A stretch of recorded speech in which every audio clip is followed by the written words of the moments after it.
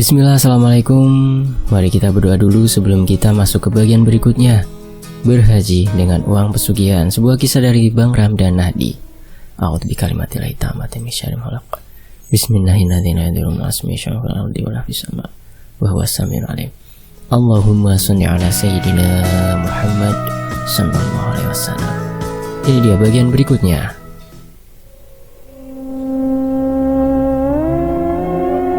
Apa? 50 juta? Tanyaku kaget saat mengetahui total biaya rumah sakit. Mas Fajar hanya bisa tertunduk lemas di sudut ruangan, memikirkan dari mana ia mendapatkan uang sebanyak itu. Sementara itu, waktu terus berjalan. Begitu pula tagihannya. Keluarga besar kami pun hanya bisa membantu sebagian. Sisanya tetap harus Mas Fajar yang mencari. Jangan-jangan uang untuk membayar rumah sakit itu didapatkan dari pesugihan? Pikirku curiga. Ya, aku masih ingat sekali.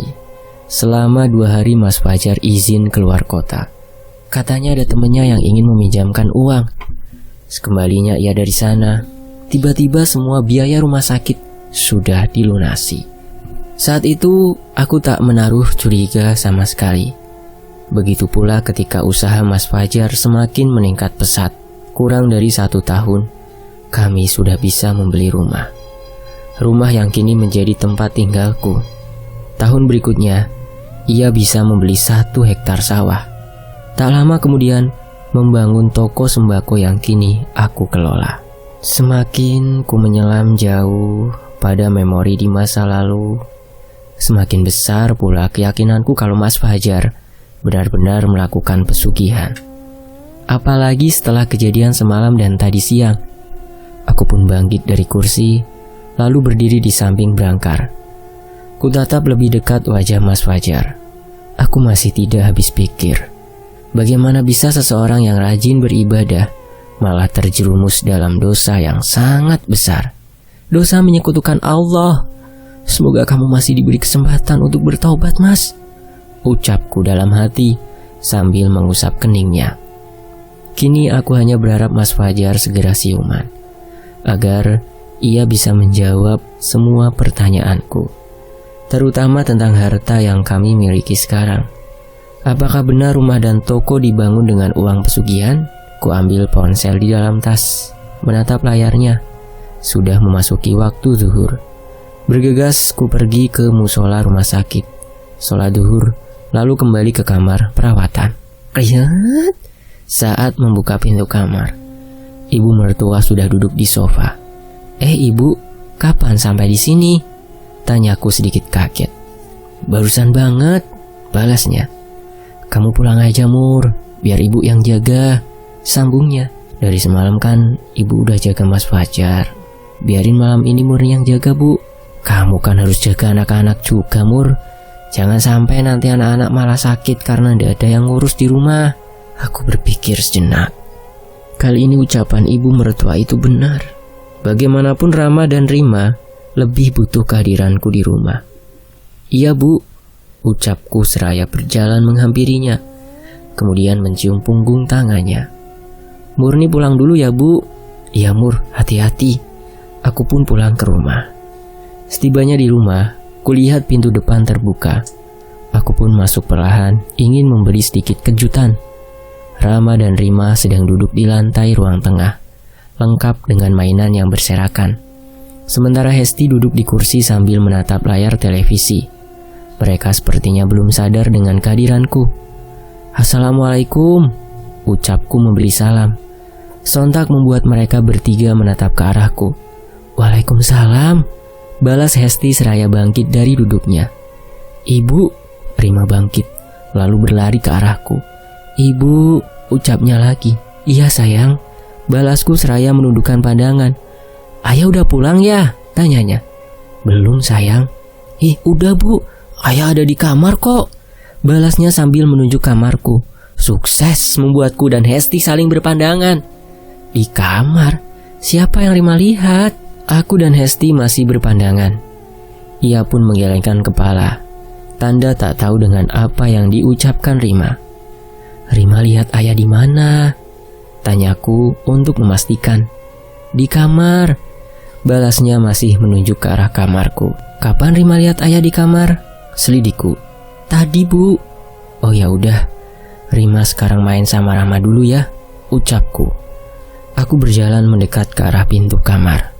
Kuhentikan langkah tepat di depannya. Perlahan tanganku meraih gagang pintu. Kriat, pintu terbuka sedikit. Kuintip ke dalam. Sepertinya tidak ada siapa-siapa. Kubuka pintunya lebar-lebar. Ya, memang tidak ada siapa-siapa. Aku yakin sekali Rima tidak mungkin berbohong. Lalu siapa yang tadi Rima lihat? Perasaanku semakin tak karuan. Jika benar ini ulah jin pesugihan, berarti anak-anakku sedang dalam bahaya. Kalau kamu mau gak apa-apa, Rama dan Rima biar ibu yang jaga, ucapku. Iya Bu. Sebelum pamit, Hesti menyerahkan catatan penjualan dan kunci toko. Di sisi lain, aku duduk di dekat Rama dan Rima, melihat mereka bermain. Rama tadi lihat ayah pulang, tanyaku. Enggak Bu, balasnya. Rima lihat Bu, Rima, timbal Rima. Iya sayang. Pada asar Wawan sudah pulang ke rumah. Aku langsung memintanya menjaga kedua adiknya. Sementara aku bergegas sholat asar. Entah mengapa sholat asar kali ini terasa berbeda. Seperti ada orang yang memperhatikanku. Mungkinkah ini karena rasa takutku yang semakin besar? Aku duduk di atas sajadah, mulai membaca zikir dengan mata terpejam. Srek. Sontak aku membuka mata, melihat gorden kamar yang sedikit bergoyang. Mungkin angin, ucapku dalam hati, lalu lanjut membaca zikir. Srek. Kali ini jelas sekali terlihat gorden itu bergeser sedikit. Aku bangkit, mendekati jendela. Lalu kututup jendelanya rapat-rapat. Setelah itu, tak ada lagi gangguan sampai aku selesai berzikir. Wan, udah makan? Tanyaku. Udah tadi di kampus, balasnya sambil menatap layar televisi. Rama sama Rima mau makan. Keduanya kompak menggelengkan kepala. Di sisi lain, langit sudah mulai gelap. Tak lama terdengar azan maghrib berkumandang. Kumatikan televisi, lalu mengajak anak-anakku untuk sholat berjamaah. Wawanlah yang kini menjadi imamnya. Selesai sholat berjamaah, kulihat Wawan khusyuk berdoa. Samar-samar terdengar suara isak tangisnya. Aku menggeser tempat duduk, lebih dekat dengannya. Wan, ucapku pelan, seraya menyentuh pundaknya. Iya Bu, balasnya dengan kepala tertunduk. Wan, kamu gak apa-apa? Tanyaku. Enggak apa-apa Bu. Ia tetap menundukkan kepala, tak mau melihat ke arahku. Aku bergeser semakin dekat dengannya. Ku angkat dagunya perlahan, menatap wajahnya yang basah, penuh air mata. Kenapa nangis Wan? Tanyaku. Wawan kangen bapak Bu. Tangisnya kembali pecah. Mataku mulai berembun. Kuulurkan tangan lalu memeluknya. Sudah, kamu doakan saja. Semoga bapak cepat sehat. Aku berusaha menenangkannya. Biasanya bapak yang jadi imam sholat, ucapnya. Iya, sekarang kamu yang harus jadi imamnya, gantiin bapak. Tiba-tiba terasa sentuhan hangat di punggungku. Ternyata Rama dan Rima memelukku dari belakang. Cukup lama kami berpelukan. Sungguh aku tak menyangka cinta anak-anakku kepada Mas Fajar begitu besar, sehingga aku tak sanggup menceritakan yang sebenarnya. Malam ini kita makan di mall yuk, ajakku mencairkan suasana. Seketika itu terlihat senyuman di wajah Rima dan Rama. Asik, sorak Rama. Gimana Wan? Sejak tadi ia masih diam saja. Boleh Bu, yuk ganti baju. Rama dan Rima berlari ke kamarnya. Aku dan Wawan pun begitu. Beberapa saat kemudian, kami semua sudah siap berangkat ke salah satu mall dekat rumah. Mau makan apa Bu? Tanya Wawan sambil memegang kemudi mobil. Bebas Wan, kalian aja yang milih, balasku. Makan fried chicken, ucap Rama. Fried chicken dek, sahut Wawan, diikuti tawa. Aku pun ikut tersenyum. Tiba di tempat yang kami tuju, Wawan langsung memarkirkan mobil. Kami berjalan menuju sebuah restoran cepat saji. Wan, kamu mau apa? Tanyaku sambil mengantri. Ayamnya 2 bu, tambah kentang goreng yang gede, sahut Wawan sambil duduk di kursi. Tak lama aku udah membawakan nampan berisi makanan dan minuman. Kuletakkan di atas meja, kemudian mulai makan. Bu, panggil Wawan sambil mengunyah kentang goreng. Iya Wan, apa dokter udah tahu penyakit bapak? Belum Wan, katanya sih tadi pagi baru diambil darah. Oh, ia pun melanjutkan makan. Sesudah makan kami berkeliling sebentar, lalu pulang ke rumah. Setibanya di rumah, bergegasku ke kamar mandi, buang air kecil, sekaligus mengambil air wudhu untuk sholat isya. Setelah sholat isya, pergi ke kamar Rama dan Raima untuk menidurkannya. Pukul 9 malam, kedua anak kembarku itu baru tertidur. Aku pun kembali ke kamar. Ruang tamu terlihat sepi, karena sejak tadi Wawan berada di kamarnya. Kubuka pintu kamar. Hawa pengap langsung terasa. Padahal baru kutinggal kurang dari 1 jam. Kunyalakan pendingin ruangan, lalu merebahkan diri di atas tempat tidur. Tak lupa mengambil tasbih di atas nakas, kemudian mulai berzikir sampai tertidur. Terdengar suara tangisan yang menyayat hati. Sepertinya dekat sekali. Kubuka mata dan mengedarkan pandangan. Tak melihat siapapun di kamar. Mur. Perlahan aku melirik ke arah sumber suara. Terlihat pintu lemari yang terbuka. Dari dalamnya muncul seseorang. Kini ia berdiri tepat di depan lemari, membelakangiku. Awalnya, pandanganku tak begitu jelas. Dari perawakannya sangat mirip dengan Mas Fajar. Ia membalikkan badan. Kini wajahnya tampak jelas. Benar, ia adalah Mas Fajar. Namun, wajahnya terlihat mengerikan. Penuh luka terbuka yang terus mengalirkan darah segar. Mur, tolong. Ia berjalan mendekat. Aku bangkit, duduk, perlahan bergeser menjauh darinya. Tanpa sadar, posisiku kini sudah di ujung tempat tidur. Pergi Mas, ucapku, tapi ia tetap mendekatiku. Aku turun dari tempat tidur, namun saat kaki menginjak lantai, tiba-tiba lantainya berubah menjadi lubang yang gelap. Aku pun jatuh ke dalamnya. Aku menjerit sekencang-kencangnya. Tak lama, aku membuka mata. Astagfirullah. Spontan aku beristighfar berkali-kali. Ya Allah, ternyata cuma mimpi. Lihat, terdengar bunyi decitan. Arahnya dari lemari. Aku menoleh ke sana. Terlihat pintu lemari yang terbuka lebar. Aku bangkit dari tempat tidur, berlari keluar kamar. Jam dinding di ruang tengah menunjukkan pukul 2 pagi. Aku atur nafas sambil duduk di sofa. Bu, astagfirullah, ucapku kaget melihat Wawan yang tiba-tiba muncul. Kenapa bu, mukanya tegang banget, tanyanya.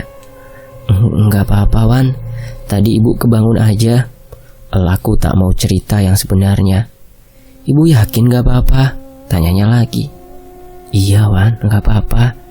Soalnya aneh, 2 hari ini ibu bangun jam 2 pagi. Kemarin malah diem di luar rumah sambil ketakutan. Sekarang duduk di sofa mukanya tegang banget. Sebenarnya ada apaan sih bu? Gini Wan, 2 hari ini ibu ngalamin mimpi buruk, jadi kebangun tengah malam. Jelasku. Mimpi apa bu? Ucapnya seraya duduk di sampingku. Mimpi jatuh ke jurang Wan, ditabrak mobil dan lain-lain. Aku terpaksa berbohong. Wawan kira ibu mimpiin bapak. Hah, emangnya kamu mimpiin bapak Wan? Iya bu, Wawan mimpi bapak pulang, tapi gak berani masuk rumah. Bapak cuma berdiri aja di halaman depan. Jelas Wawan. Mungkin kamu kangen sama bapak. Iya bu, bisa jadi bapak mau lihat Wawan, Rama dan Rima. Ya sudah, kamu tidur sana, perintahku. Tapi bu, ibu belum jelasin kenapa kemarin berdiri di luar rumah. Apa ibu lihat bapak? Waktu itu kan kebangun, terus ngedengar suara di depan rumah, jadi ibu cek aja. Ternyata gak ada apa-apa Wan. Malahan kamu ngagetin ibu dari belakang. Jelasku. Oh maaf ya bu, udah ngagetin. Iya gak apa-apa Wan. Ya sudah, Wawan tidur dulu ya bu, ucapnya lalu masuk ke dalam kamarnya. Iya, maafin ibu Wan, belum bisa ngomong jujur sama kamu, ucapku dalam hati. Kulihat jam dinding masih pukul 3 pagi. Dari tadi aku masih belum berani masuk kamar. Entah mengapa kali ini waktu terasa lebih lambat. Sejam lebih lagi juga azan subuh, Mur. Pikirku sembari memberi sugesti. Tuk, terdengar suara ketukan di jendela, tepat di belakangku. Tuk, ketukannya terdengar lagi. Suaranya seperti lemparan batu kerikil ke kaca. Aku beranjak duduk di lantai, menghadap televisi. Ingin sekali kunyalakan televisi, tapi khawatir mengganggu tidur anak-anak. Dalam hati aku mulai merapal doa. Gorden pembatas antara ruang tengah dengan dapur tiba-tiba terbang dengan sendirinya. Astagfirullah, tak henti-hentinya aku berdoa. Tuk, suara ketukan di jendela terdengar lagi. Kali ini terdengar lebih cepat. Dalam hati kuulang-ulang bacaan ayat kursi, agar setan-setan pengganggu ini segera pergi. Cukup lama aku terdiam sambil merapal doa. Suara benturan keras terdengar dari pintu depan. Astagfirullah. Spontan aku berteriak lalu membaca ayat kursi dengan suara lantang. Suasana berubah menjadi senyap. Kutatap gorden yang tadi bergoyang-goyang, kini sudah diam seperti semula. Aku tarik nafas panjang, lalu kuhembuskan perlahan. Agar diri ini bisa lebih tenang, irama jantung pun mulai melambat. Aku masih duduk di lantai, tak berani beranjak dari sana, sampai azan sudah berkumandang. Seketika itu hatiku jauh lebih tenang. Aku bangkit, lalu berjalan ke kamar mandi untuk mengambil wudhu. Kembali dari kamar mandi, aku berdiri cukup lama di depan pintu kamar. Bismillah, kubuka pintu kamar perlahan. Alhamdulillah tidak ada apa-apa di dalam. Kugelar sejadah, kemudian sholat subuh. Matahari sudah mulai meninggi. Dari tadi Wawan pergi keluar untuk membeli sarapan. Assalamualaikum, ucap Wawan memberi salam. Seraya masuk ke dalam rumah. Waalaikumsalam, balasku. Cuma ada bubur, Bu. Wawan menyerahkan kantung plastik yang dibawanya. Ya udah, nggak apa-apa.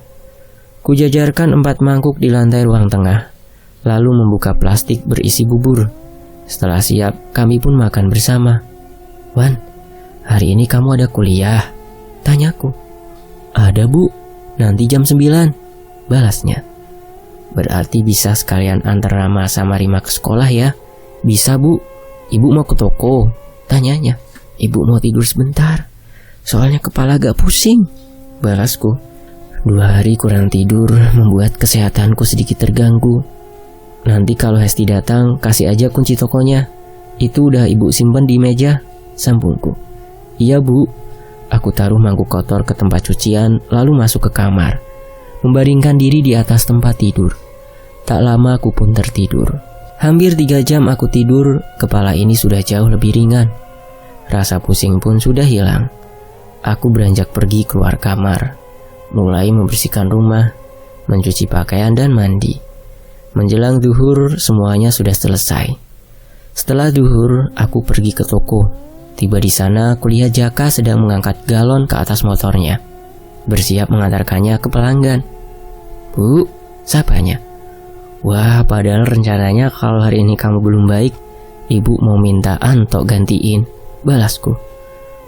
Untung lu datang, Jak, saut Hesti. Beneran, Bu? Aduh, wajah Jaka terlihat panik.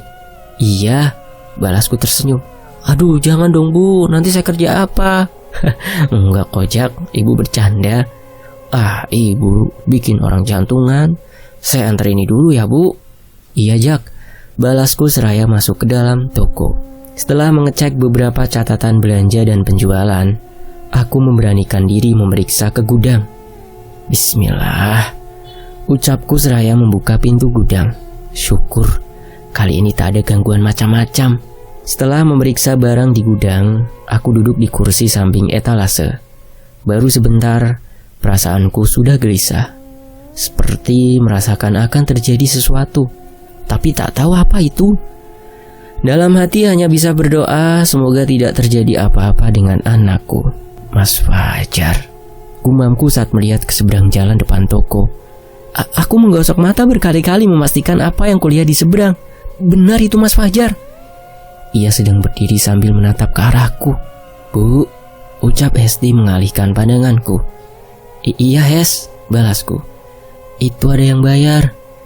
Di hadapanku sudah ada seseorang yang berdiri sambil membawa barang belanjaannya. Oh iya maaf, aku pun melayani pembeli. Setelah itu kembali melihat ke seberang jalan. Mas Fajar masih di sana. Bu, liatin apa sih? Serius amat, ucap Hesti. Itu. Saat aku menatap ke seberang, Mas Fajar sudah tidak ada di sana. Itu apa? Ah, bukan apa-apa. Jangan-jangan perasaan gelisah ini ada hubungannya dengan Mas Fajar? Pikirku seraya bangkit dari duduk. Mau kemana Bu? Tanya Hesti. Hes, hari ini tolong jemput Rama sama Rima lagi ya. Ibu mau ke rumah sakit, balasku. Iya Bu, aku berjalan keluar toko. Ibu gak mau nunggu Jaka dulu, dia masih antar galon, ucap Hesti. Nanti kan bisa minta diantar ke rumah sakit. Lanjutnya, nggak usah Hes, biar ibu naik angkot aja. Aku pun berdiri di pinggir jalan menunggu angkot lewat. Tak lama angkot dengan jurusan rumah sakit lewat. Bergegasku naik. Ku ambil ponsel di dalam tas, mencoba menghubungi ibu mertua. Lagi-lagi tak ada jawaban. Kenapa susah banget dihubungi? Gerutuku.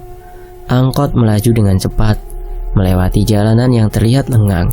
Kurang dari 15 menit, aku sudah tiba di rumah sakit. Dengan langkah cepat, aku masuk ke dalam, melewati lorong-lorong panjang rumah sakit, hingga tiba di belokan terakhir, kamar perawatan Mas Fajar. Dari kejauhan kulihat ada seseorang berdiri di depan pintunya. Siapa itu? Pikirku sambil memicingkan mata dan mempercepat langkah. Semakin dekat, orang itu tampak lebih tua dariku. Rambutnya pendek, berwarna putih, pakaiannya berwarna serba hitam. Yang jelas, aku tak mengenali orang itu. Tangannya meraih gagang pintu. Dengan bergegas aku sedikit berlari. Maaf Pak, ucapku ketika jarak kami hanya tinggal beberapa langkah, bertepatan dengan pintu kamar yang sudah terbuka sedikit. Bapak itu menoleh ke arahku. Bapak gak salah kamar, tanyaku. Ini kamar Fajar kan? Tanyanya. Bagaimana bisa ia tahu suamiku? Apa mungkin ia salah satu rekan bisnis atau teman Mas Fajar? Namun dari pakaiannya tidak terlihat rapi. Iya Pak, ini kamar perawatan suami saya. Bapak siapa ya? Oh, kamu Murni ya? Fajar sering cerita. Jadi Bapak mengenal Mas Fajar? Saya mengenalnya dengan baik, termasuk... Belum sempat ia menyelesaikan kalimatnya, tiba-tiba ibu mertuaku datang dari belakang. Masuk aja Pak, ucap ibu mertuaku. Tapi Bu, aku berusaha menolaknya. Udah, kamu diem aja di sini, biarin si Bapak masuk, balasnya. Saya cuma sebentar aja kok. Bapak itu masuk ke dalam kamar. Dari kaca pintu terlihat berjalan mendekati Mas Fajar. Kemudian berdiri di samping berangkar sambil menatap Mas Fajar. Duduk sini Mur, perintah ibu mertua. Aku pun duduk di sampingnya. Apa ibu kenal sama bapak itu? Tanyaku. Kenal, dia udah lama jadi guru spiritual keluarga kita, balasnya. Kok Murni belum pernah ketemu ya? Balasku. Mas Fajar juga belum pernah cerita Bu, sambungku. Rasanya aneh. Jika ia memang guru spiritual Mas Fajar, pasti minimal aku pernah bertemu dengannya. Sejauh ini hanya Ustadz Khaidir saja yang ku kenal. Mungkin kamu lupa, balas ibu mertuaku. Mungkin iya Bu, apa beliau Ustadz juga Bu? Guru ngaji dan pelatih pencak silat dari Fajar kecil. Siapa namanya Bu? Tadi belum kenalan soalnya. Nama saya Andy, panggil saja Pak Andy, balas bapak itu yang tiba-tiba sudah ada di luar. Spontan aku menoleh padanya dan tersenyum. Maaf Pak, tadi sempat ngelarang masuk, ucapku. Gak apa-apa, wajar. Saya juga belum memperkenalkan diri, balasnya. Ternyata ingatanku tidak begitu buruk. Aku memang belum pernah bertemu dengannya. Gimana Pak? Tanya ibu mertuaku. Susah, balasnya singkat. Apanya yang susah Pak? Maksud Pak Andy penyakit mungkin berat ya? Belas ibu mertua. Kan dokter aja masih belum tahu penyakitnya apa, sambungnya. Iya Bu. Murni, apa akhir-akhir ini ngerasa ada yang aneh di rumah? Tanya Pak Endi. Aku terdiam, ragu menjawab pertanyaannya. Apalagi ini ada sangkutannya dengan Mas Fajar. Aneh gimana ya Pak? Tanyaku balik.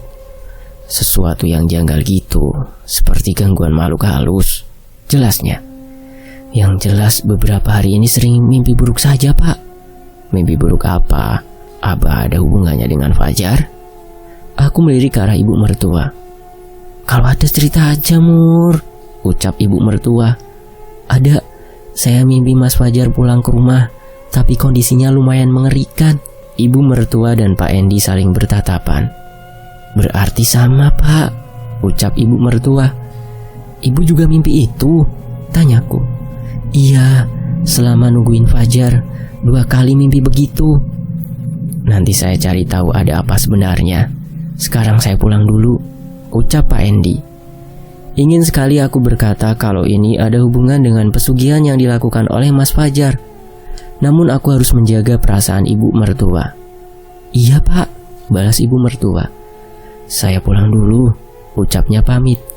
Hari ini ibu mertua masih ingin menemani Mas Fajar di rumah sakit.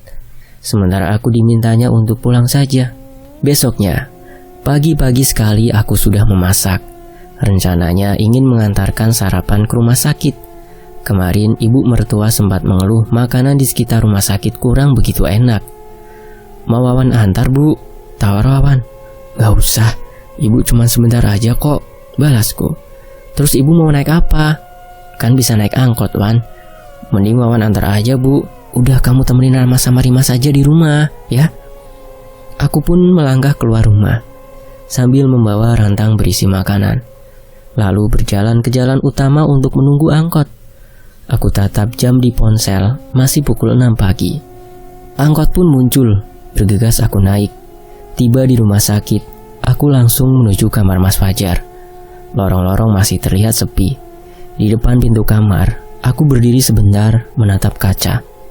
Aku sungguh terkejut saat melihat Pak Endi ada di dalam. Pagi-pagi begini, apa yang ia lakukan di kamar Mas Fajar?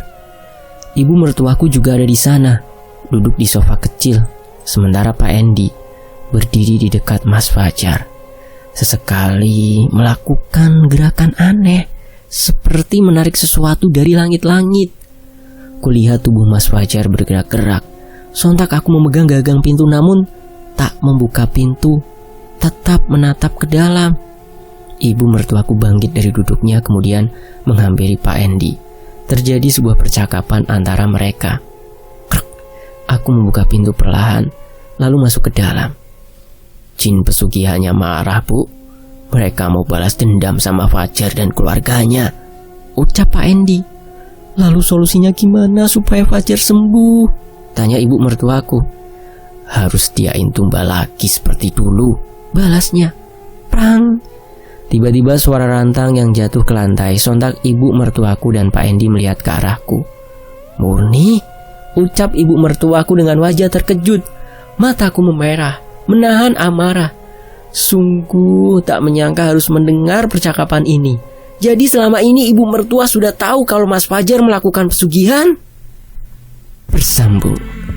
Nantikan kelanjutannya hanya di Fakta Sejarah.